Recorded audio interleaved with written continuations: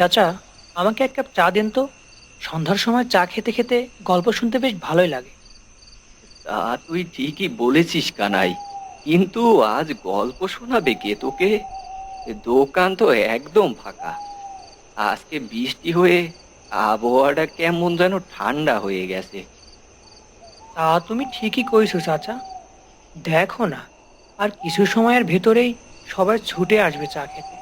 আর রামু চাচা আসলে তো গল্পের আসর জমে যাবে। তুমি বেশি করে পানি গরম করতে দাও। দেখা যাক কি হয়। এই নে কানাই, তুই চা খাওয়া শুরু করে দে। কানাই চা খাচ্ছে আর দোকানদার শেখ কাকার সাথে গল্প করছে। কিছু সময়ের ভেতরেই দোকানের সবাই চলে আসে চা খেতে।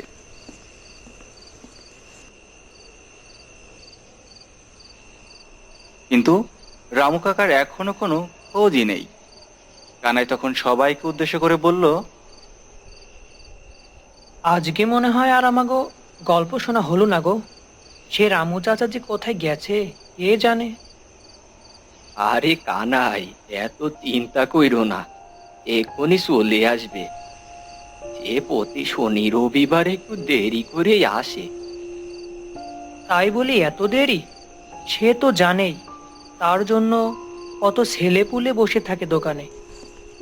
পাশ থেকে রামু চাচা আসছে আর কানাইকে বলল, কি রে কানাই, আমাকে নিয়ে এত কিসের কথা হচ্ছে রে? আরে চাচা, আপনি চলে এসেছেন। আসেন আসেন। আপনার পথ চেয়ে তো এত সময় বসে আছি। তা আমার পথ চেয়ে কেন বসে আছিস রে? চাচা, আপনার থেকে গল্প শুনেছি অনেকদিন আগে। আজকে আবার গল্প শুনতে খুব মন চাচ্ছে।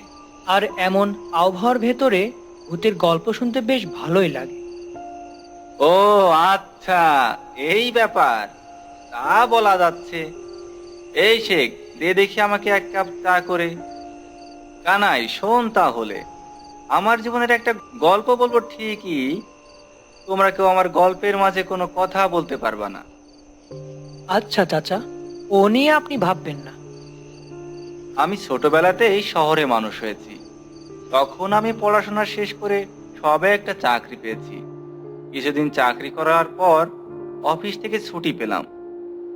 তখন গ্রামে দাদা দাদি থাকতো, তাই ভাবলাম গ্রাম থেকে একবার ঘুরে আসি। ট্রেনের টিকিট কেটে সেদিনই চলে আসার সিদ্ধান্ত নিলাম।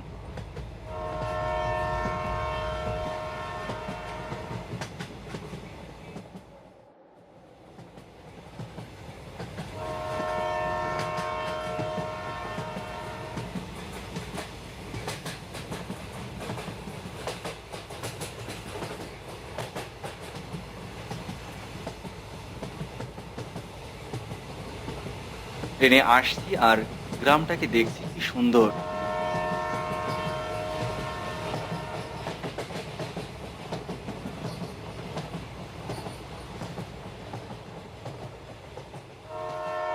আসতে আসতে হঠাৎ করে ট্রেনের চলা থেমে গেল। এই যে দাদা, কি হলো বলুন তো? ট্রেন হঠাৎ থেমে গেল কেন? কি হয়েছে বাইরে? বাইরে অ্যাক্সিডেন্ট হয়েছে। লাশ এখনো লাইনের ওপরেই পড়ে আছে। পুলিশ আসবে, তারপর আবার ট্রেন চলবে। এরপর লোকটা চলে গেল। কানাকানি শুনতে পেলাম একজন লোক নাকি অ্যাক্সিডেন্ট করেছে। সন্ধ্যা হয়ে গিয়েছে বলে আমি আর দেখতে গেলাম না। এই ঘটনার 3 ঘন্টা পর ট্রেন আবার সামনে আগাতে থাকে। যেখানে ভেবেছিলাম সন্ধ্যা লাগতে লাগতেই চলে যেতে পারবো, সেখানে আগেই 3 ঘন্টা দেরি হয়ে গেল। তাহলে তো পৌঁছাতে পৌঁছাতে অনেক রাত হয়ে যাবে।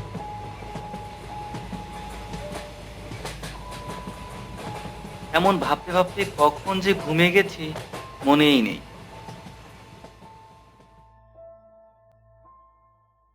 হঠাৎ একজনের ডাকার আওয়াজে ঘুম ভাঙলো।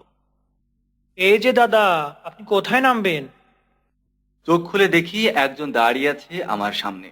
কত সময় ঘুমিয়েছি আমার মনে পড়ছে না। আমি লোকটার কথার উত্তর দিলাম, আমি তো শ্যামপুরা স্টেশনেই নামবো। আমার কথা শুনে লোকটি রেগে গেল। আর বলতে লাগলো, তাহলে এখনো শুয়ে ঘুমাচ্ছেন কেন মশাই? নামুন নামুন, তাড়াতাড়ি নামুন। এটাই শ্যামপুর স্টেশন। এখনই আবার ট্রেন ছেড়ে দেবে। যত সব মানুষজন। লোকটার কথা শুনে আমি বাইরে থাকলাম। দেখলাম এটাই শ্যামপুরা স্টেশন। আবার ট্রেন ছাড়বার সময় হয়ে গেছে। ট্রেন হর্ন দিচ্ছে। তাড়াতাড়ি করে ট্রেন থেকে নামলাম।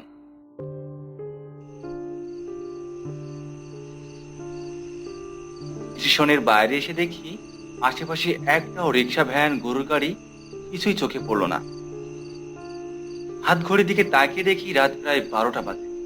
কি যে করবো কিছু বুঝতে না পেরে হাঁটতে শুরু করলাম।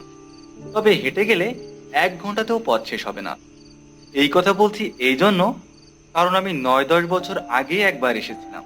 বাবা মায়ের সাথে কিছুদিন ছিলামও বটে। এই রাস্তাঘাট অনেকটাই চেনা আছে আমার। রাস্তা দিয়ে হাঁটছি আর নিজে নিজে গল্প করছি।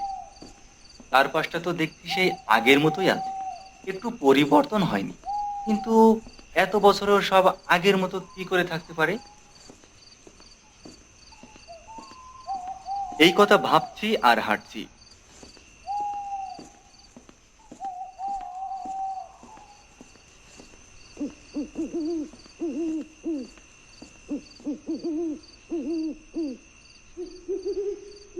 হঠাৎ সামনে দেখি একটা দোকানে আলো জ্বলছে।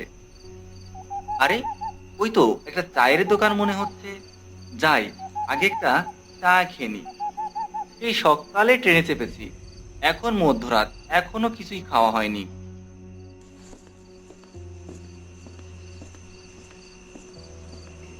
আমি একটু তাড়া পায়ে দোকানের কাছে আসলাম। বাইরে বেঞ্চ রাখা ছিল। আমি সেখানে বসে বললাম, চাচা আমাকে 1 কাপ চা দিয়েন, সাথে একটা রুটিও দিয়েন। আমাকে দেখে দোকানদার আমার দিকে কিছু সময় তাকিয়ে থাকে। এরপর বলে, এত রাতে কোথা থেকে এসেছেন বাবু? রাত তো অনেক হয়ে গেছে। শহর থেকে আসছি চাচা, পথে একটা দুর্ঘটনার কারণে আসতে রাত হয়ে গেল। তা কোথায় যাওয়া হবে আপনার? শঙ্করপুর যাব চাচা। আমি এই কথা বলতেই দেখি চাচা আমার দিকে কেমন করে যেন তাকিয়ে আছে। মনে হচ্ছে সে যেন কিছু একটা নিয়ে খুব ভয় পাচ্ছে। এরপর সে নীরবতা ভেঙে বলল, আপনি কি এই এলাকায় নতুন নাকি? আর এত রাতে শঙ্করপুরে যাবেন কেন?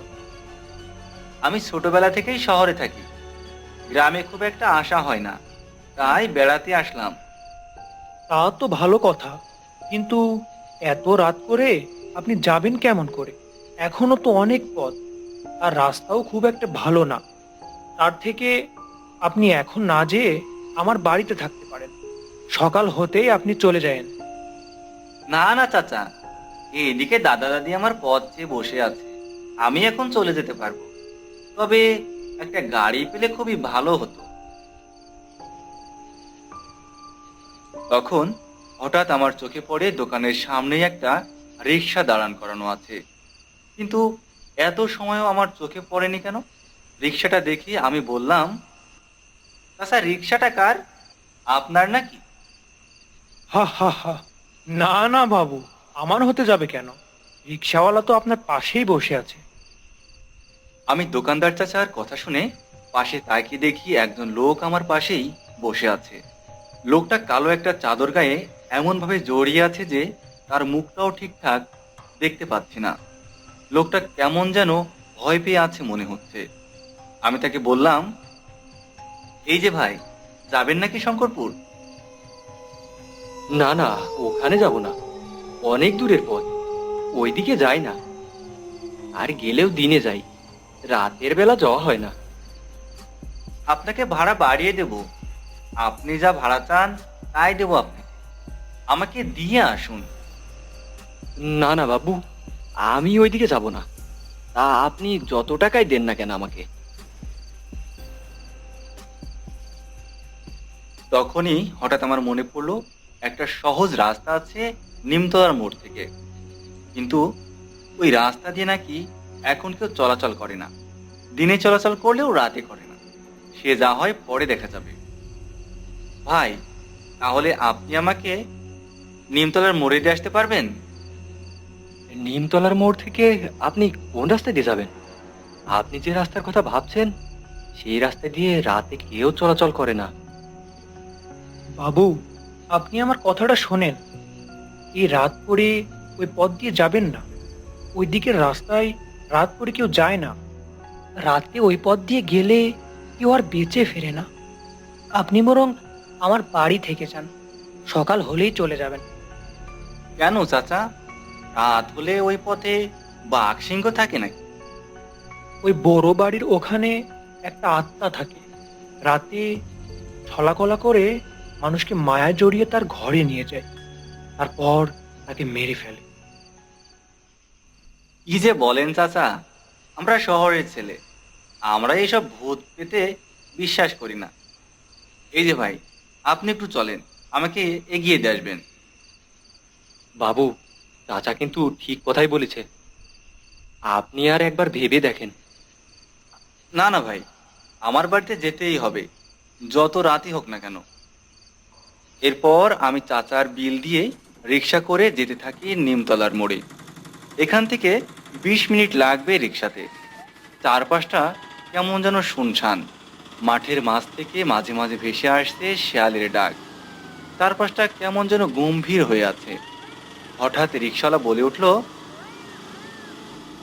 বাবু, আপনি কি এর আগে এই গ্রামে এসেছেন কখনো? হ্যাঁ এসেছিলাম, 9-10 বছর আগে। কিন্তু কেন বলুন তো? না বাবু, এর আগে না এলে তো এই রাস্তা চেনার কথা না। তাই জিজ্ঞেস করলাম আর কি। কিন্তু বাবু, এই কথা বলেই লোকটা চুপ করে গেল, আর কিছুই বলছে না। কিন্তু কি বলেন? এই রাস্তায় রাত করে না যাওয়াই ভালো। এই রাস্তায় একটা আত্মা রাতে চলাচল করে। তার সামনে পড়লে কেউ বেঁচে থাকে না, কাউকে এসে ছেড়ে দেয় না। কি যে বলেন না, এসব আবার হয় নাকি? আমি এসব ভূত আত্মাতে বিশ্বাস করি না। বলতে পারেন এই পথে রাতে জন্তু জানোয়ার থাকতে পারে, ভূত না। না বাবু, জন্তু জানোয়ার না, আমি সত্যি বলছি। ওই জমিদার বাড়ির ওখানে একটা আত্মা আছে। যা কোনোদিন দেখিনি, তা আজকে দেখতে পাবো, একটু গল্প করব। আমার কথা শুনে লোকটা অনেক বিরক্ত হলো। তারপর আর কিছু না বলে এক মনে রিক্সা চালাতে থাকে। চারদিকটা কেমন যেন শান্ত হয়ে আছে। রাত অনেক গভীর হয়ে গেছে, 2টার কাঁটা পার হয়ে গেছে। আমি কিছু একটা ভাবছিলাম আনমনে, তখনই হঠাৎ রিক্সা থামিয়ে লোকটা আমাকে বলল, এই যে বাবু, নামুন, চলে এসেছি। এই যে আপনার টাকাটা রাখুন। বাবু, সাবধানে যায়েন। পিছন থেকে ডাকা বা কারোর আওয়াজ শুনলে তার কাছে যাবেন না। আপনাকে বারবার বলে দিলাম বাবু। এই বলে লোকটা সেখান থেকে চলে গেল। আমিও আর কিছু না ভেবে বাড়ির পথে হাঁটতে থাকি। রাস্তাটা কেমন যেন চুপচাপ হয়ে আছে, মাঝে মাঝে শেয়াল ডাকছে অনেক দূরে। আমি নিজের মনে হাঁটছি, বেশ ভালোই লাগছে। বেশ সুন্দর একটা মৃদু বাতাস যেন শরীরটা ছুঁয়ে যাচ্ছে। ঠিক তখনই হঠাৎ দেখলাম একটা জমিদার বাড়ি। বাড়িটা চাঁদের আলোতে কেমন যেন দেখাচ্ছে। আমার মনে পড়ে গেল সে রিক্সাওয়ালার, ওই চায়ের দোকানদারের এই সব কথা। কথাটা মনে পড়তেই মনের ভিতরে কেমন যেন একটু ভয় কাজ করলো। আমি নিজেকেই সামলে নিয়ে জমিদার বাড়ির সামনে দিয়ে হেঁটে চলেছি। মানুষ কি যে বলে বুঝি না। একটা ঘটনার কথা শুনলে কি থেকে কি যে বানিয়ে ফেলে বুঝি না। আমি তো দেখছি এখানটা বেশ চুপচাপ, তাহলে তাহলে এখানে ভূত আসবে কোথা থেকে? আমি নিজে নিজে কথা বলে মনে মনে হাসছি। কিন্তু তারপরেই আমি লক্ষ্য করলাম আমার পিছে কেউ আসছে। আমি দাঁড়িয়ে পড়লাম। কে কে আমার পিছে? কিন্তু পিছ থেকে কোনো আওয়াজ পেলাম না। আমি আর কিছু মনে না করে আবার হাঁটতে থাকলাম। এবার আমার শরীরটা কেমন যেন ভারী হতে থাকে। মনে হচ্ছিল আমাকে কেউ ডাকছে পেছন দিক থেকে। আমি দাঁড়িয়ে পড়ি। এবার পেছন ফিরে দেখলাম, দেখি কেউ নেই।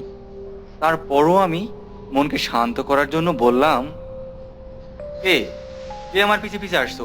সামনে আসো বলছি, তা না হলে কিন্তু খুব খারাপ হয়ে যাবে। আশেপাশে তাকিয়ে দেখলাম কোথাও কেউ নেই। আমি আবার পথ চলতে শুরু করলাম।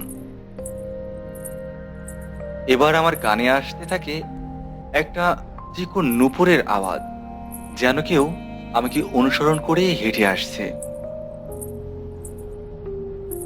আমি দাঁড়িয়ে পড়লে সেও দাঁড়িয়ে পড়ছে। কে কে আমার পিছে? ভালো ভালো বলছি, আমার সামনে এসো, না হলে কিন্তু।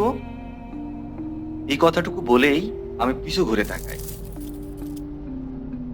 সাথে সাথে আমার মনে হয় আমার সামনে থেকে একটা ছায়া মূর্তি সরে ঝোপের আড়ালে চলে গেল।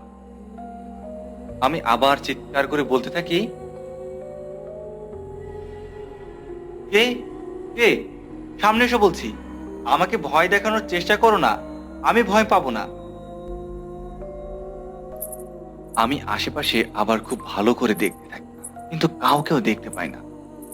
হঠাৎই বাড়ির ভেতর থেকে নূপুরের আওয়াজ ভেসে আসতে থাকে, যেন মনে হচ্ছে ওই বাড়িতে কেউ একজন নূপুর পরে নাচছে। নাচের তালে তালে নূপুর বেজে চলেছে। হঠাৎই কেউ আমার নাম ধরে ডাকতে থাকে। আমি দেখলাম বাড়ির দরজার সামনে কেউ একজন সাদা শাড়ি পরে দাঁড়িয়ে আছে, হাতছানি দিয়ে আমাকে ডাকছে। ততক্ষণে আমি আর আমার ভেতরে নেই। আমি হেঁটে এগিয়ে চললাম সেই মেয়েটির দিকে।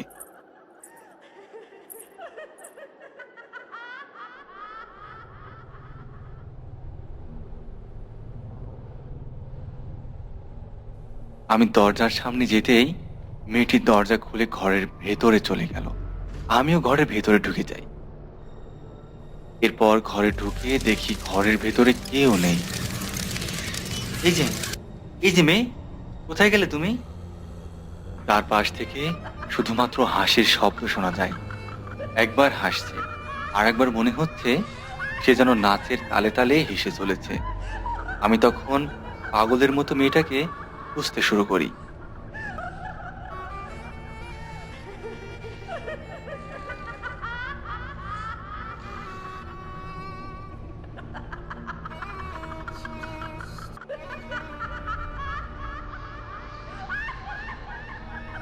এ কি, কোথায় তুমি? সামনে এসো, আমার সামনে এসো বলছি। তখনই হঠাৎ একটা ছায়ামূর্তি গম্ভীর কণ্ঠস্বরে বলে ওঠে, তুমি যাকে ডাকছো সে তো মারা গেছে, তাকে তুমি পাবে না। চলে যাও, চলে যাও তুমি এখান থেকে। কে কে আপনি? সামনে এসে কথা বলুন, আমার সামনে আসুন। আর আর এত রাতে আপনি এখানে বা কি করছেন? আমার কথা শুনে লোকটা আরো বেশি হাসতে শুরু করে। এদিকে লোকটা হাসছে আর অন্যদিকে মেয়েটা করুণ কণ্ঠে কান্না করছে। সব মিলে কেমন যেন একটা পরিবেশ সৃষ্টি হয়ে গেছে। আমার মাথা ধরে যেতে লাগলো। লোকটা লোকটা আবার বলতে শুরু করলো, আমি আমি তো এই বাড়ির জমিদার, এই বাড়িটা তো আমারই। তুমি বলো, তুমি এত রাতে এখানে কেন এসেছো? তুমি তুমি জানো না রাতের বেলায় এই পথে কেউ আসে না? কিন্তু কিন্তু আমি তো শুনেছি এই বাড়ির সকলকে ডাকাত দল মেরে ফেলেছিল। তাহলে আপনি এখন বেঁচে আছেন কিভাবে? আর আর এখানেই আছেন কিভাবে?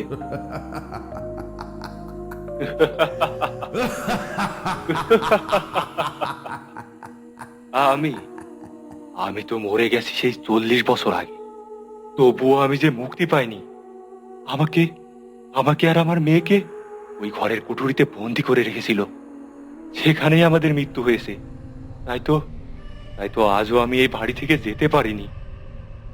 এসব এসব আপনি কি কি বলছেন? আপনি যদি মারা গিয়ে থাকেন তাহলে আমার সামনে দাঁড়িয়ে কথা বলছেন কিভাবে? যখন আমাদের হত্যা করা হয়েছিল গ্রামের কেউ আমাদের বাঁচাতে আসেনি। সবাই সবাই জানতো, কিন্তু কেউ আমাদের বাঁচাতে আসেনি। তাই তো রাতে যে এই বাড়ির সামনে দিয়ে আসে সে সে আর বেঁচে বাড়ি ফিরতে পারে না। মরবি, তুইও মরবি, তুইও মরবি আজ। কিন্তু আমার আমার কি দোষ? আমি আমি কেন মরবো? আমি তো এসব কিছুই জানি না। তুই জানিস না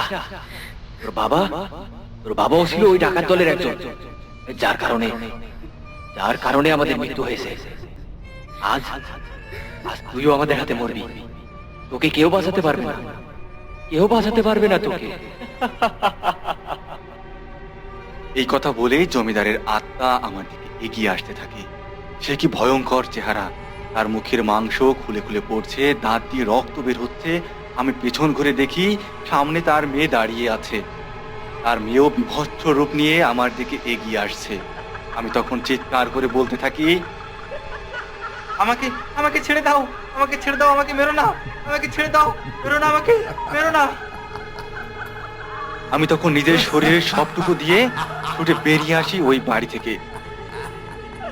এরপরও দেখি আমার পিছু নিয়েছে জমিদার আর জমিদারের মেয়ে ছুটে আসছে আমার দিকে। ঠিক তখনই শোনা যায় ফজরের আজানের ধ্বনি। আজানের ধ্বনির সঙ্গে সঙ্গে আত্মা দুটো মিলে যায়। চারদিকের পরিবেশ শীতল ঠান্ডা হয়ে যায়। তারপর আমি ছুটে গ্রামের ভিতরে চলে যাই।